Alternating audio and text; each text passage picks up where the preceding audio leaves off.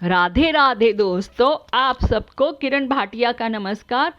तो आज की मेरी मोटिवेशनल स्टोरी का नाम है अनसुनी बुराई। एक बार स्वामी विवेकानंद जी रेल से कहीं जा रहे थे। वह जिस डिब्बे में सफ़र कर रहे थे उस डिब्बे में कुछ अंग्रेज यात्री भी थे। उन अंग्रेजों को साधुओं से बहुत चिढ़ थी। वे साधुओं को भरपेट निंदा कर रहे थे। साथ वाले साधु यात्री को भी गाली दे रहे थे। उनकी सोच थी क्योंकि साधु अंग्रेजी नहीं जानते, इसलिए उन अंग्रेजों की बातों को नहीं समझ रहे होंगे। और उन अंग्रेजों ने आपसी बातचीत में साधुओं को कई बार भला बुरा भी कहा।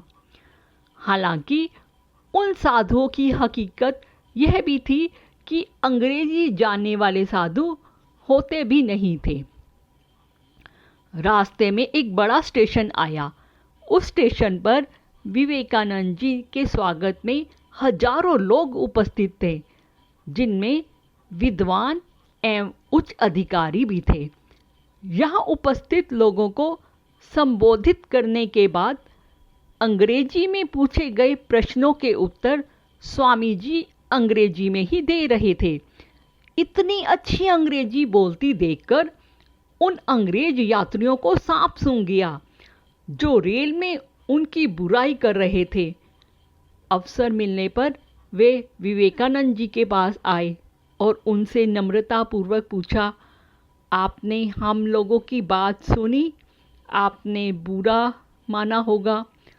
स्वामी जी ने सहजशीलता से कहा, मेरा मस्तिष्क अपने ही कार्यों में इतना अधिक व्यस्त था कि आप लोगों की बात सुनी भी, पर उन पर ध्यान देने और उनका बुरा मानने का अवसर ही नहीं मिला।